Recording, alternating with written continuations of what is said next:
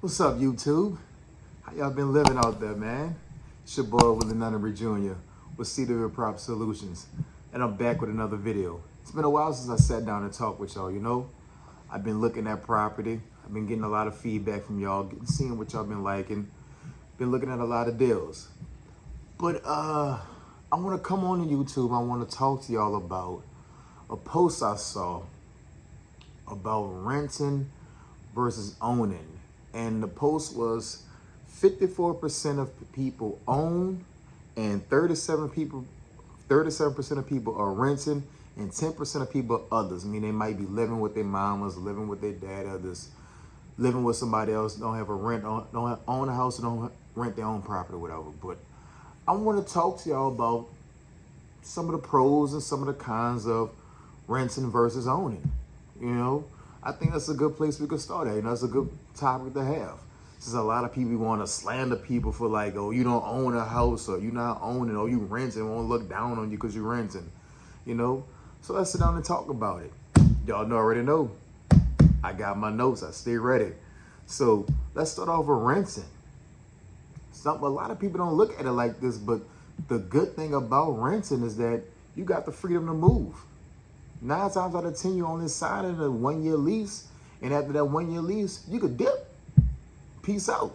I'm out of there. You know what I'm saying? It's easy to get out of, versus when you own in a house, you locked in for like 15, 30 years. You can't just dip. You can't just get out of there. You know what I'm saying? So that's something to keep in mind when you're renting. Another thing, the maintenance. Let's say taxes and insurance. When you rent, you just pay a flat fee, whether it's $800 or whether it's $2,000. It's just a flat fee. You don't have to worry about taxes. You don't have to worry about insurance. You don't have to worry about maintenance, upkeep, like the roof, the electric, the AC. No, if you got a good landlord, you just call your landlord and they're going to fix that.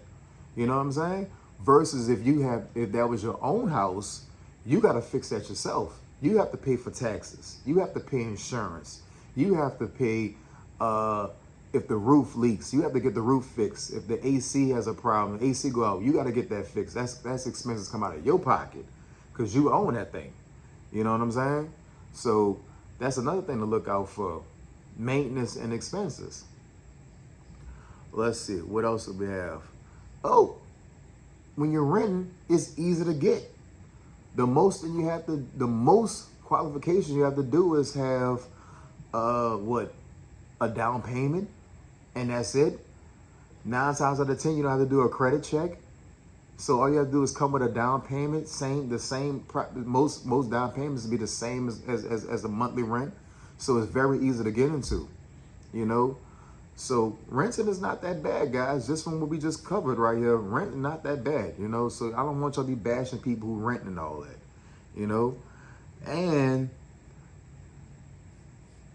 And it's easy to, well, we already talked about it. It's easy to get out of. You got your freedom to move. So now let's get into buying a house. What's so good about buying a house? The home ownership, the American dream. So psyched out. You know what I'm saying? Like, it's so much hype into it, Some good, some bad. But let's get into it. All right. First of all, you have equity. You have money you could tap into after a certain period of time when your property appreciate, and when you pay down your mortgage after a certain period of time, what's left in the middle, appreciation, what's left in the middle is called equity. You can tap into that, whether it be a refinance or whether it be a HELOC, you can tap into that equity and get that cash out of there and put money back in your pocket. Okay, I'm gonna skip over this one, and because we're gonna come back to that one. HOA fees is something that a lot of people sleep on when they rent, when they're looking to buy a property. HOA fees is something like when you stay in a subdivision, you don't cut your own grass. That subdivision have somebody cut their grass, or the HOA fees are you have a community swimming pool. Usually that's covered in HOA fees. A lot of people don't take that into consideration when they're looking to buy a property, the HOA fees. Some HOA fees could be $100 a month $200 a month, or even higher, depending on where you living at or where you looking at. And that goes on to your monthly mortgage as well. When you're renting, go back to when you're renting, you're only paying that fixed rate, that 1 monthly rate. That's all you're paying. Okay? Pretty much easy to enter. When you're looking to buy a property, it's pretty easy to enter. You know, you could get as low as 3% down, a 97% LTV, you know, loan to value, leverage, you know. You put up 3%, the bank put up the following 97%. So that's pretty reasonable. Once again, not like how it is on the rent side. You have a huge commitment when you buying. When you buy, you have a 15 to 30 year commitment that you're personal guaranteeing that you are committed to this property, to paying this loan for 15 to 30 years. That's a lot. That's a long damn time, dog. You know what I'm saying, Ron? That's a long time.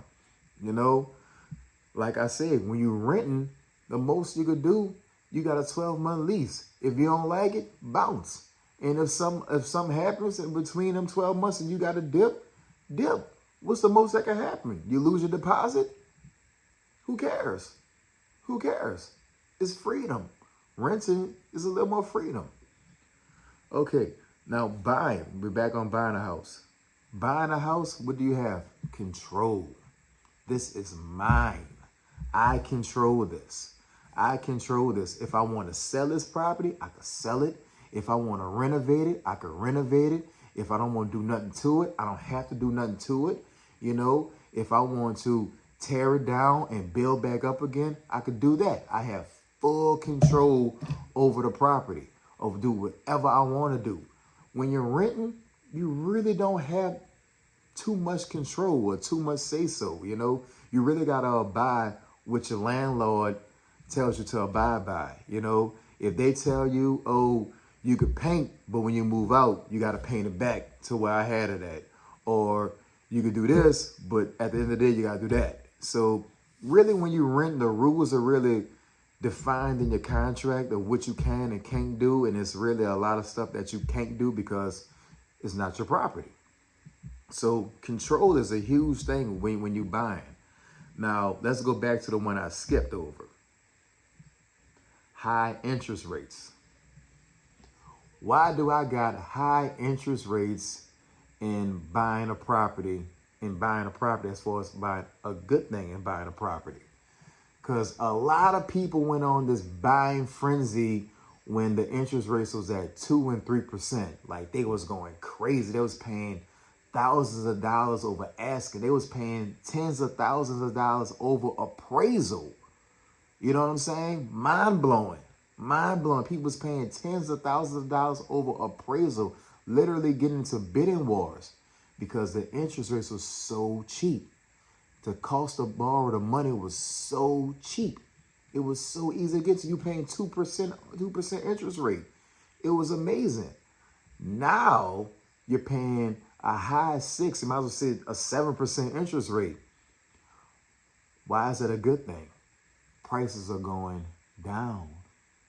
We're not seeing that aggressive buying market that we were seeing a couple months ago. People are being super aggressive, buying property, super aggressive. Prices are going down.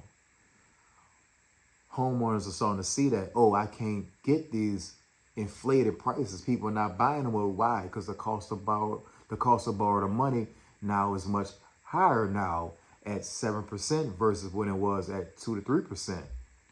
Why is that a good thing? That's a good thing because the prices have to go down. So now you getting a property at a very semi-discount, of not a discounted price, because you might run up on somebody that's hurting, strapped, need to sell. You come up, scoop it up. Yeah, you got a high interest rate, but instead of you paying $250,000, you probably got it for $220, $210, or $200 maybe, depending on how long it was on the market. So I just want to run that by y'all right quick, man. I know it's been a while since I sat down and talked with y'all, but I just want to kick that with y'all. If y'all like it, please comment, subscribe. Let me know how y'all feel renting versus buying a property. Let me know how y'all feel. Tell me how y'all feel in the comments. I'd like for y'all to hear y'all feedback. Peace out, baby.